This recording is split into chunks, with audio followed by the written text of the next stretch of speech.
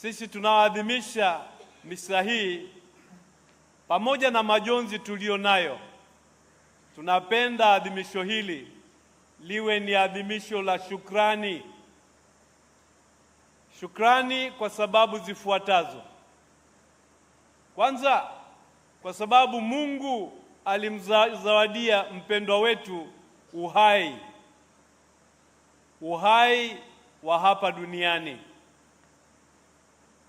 Lakini sio hiyo tu, tunamshukuru Mungu kwa sababu alimjalia kumfahamu Kristo, kumwamini na kumpokea kwa njia ya ubatizo. Akafa pamoja naye na akafufuka pamoja naye. Jambo la tatu, tunamshukuru Mungu kwa sababu alimjalia wito uliojengwa juu ya msingi wa imani yake, imani ya ubatizo. Amepokea wito huo, akawa padre na akaishi upadre kwa miaka 55.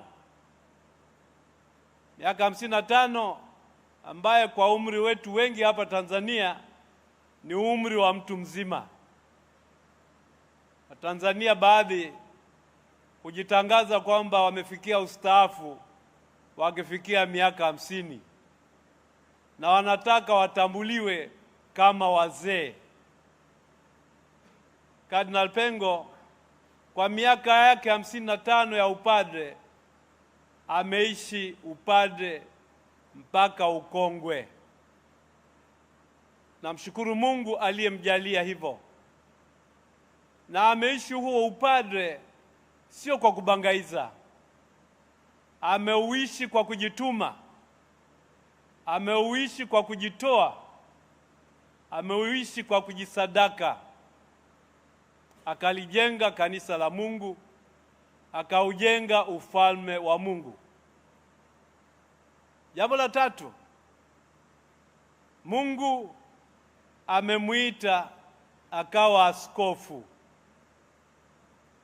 Akawa askofu kwanza wa jimbo la Nachingwea, baadaye akawa askofu wa jimbo la Tunduru Masasi, na hatimaye askofu mkuu wa jimbo kuu la Dar es Salaam. Kwa miaka isiyopungua 42 amehudumu kama askofu, na tunaenzi utume alioufanya ambao umelijenga na kuliimarisha kanisa. Kwa kifupi, kwa utume wake ameujenga ufalme wa Mungu katika mioyo ya watu, katika familia zetu, katika jumuiya zetu na katika makando yetu. Tunamwomba Mungu amjalie sasa pumziko pamoja na wateule wake. Katika somo letu la pili la leo, Paulo mtume anatupa fundisho zito. Anatufundisha kwamba maisha yetu yana lengo. Maisha yetu yana umaana. Kwa hiyo yewe Mkristo unayenisikiliza, usiishi tu kiholela. Ishi kama mtu ambaye Mungu amekuwekea mpango, na Mungu ana mpango nawe. Kwa hiyo tafuta kujua ni nini mpango wa Mungu kwa maisha yangu. Ni nini utashi wa Mungu kutoka kwangu.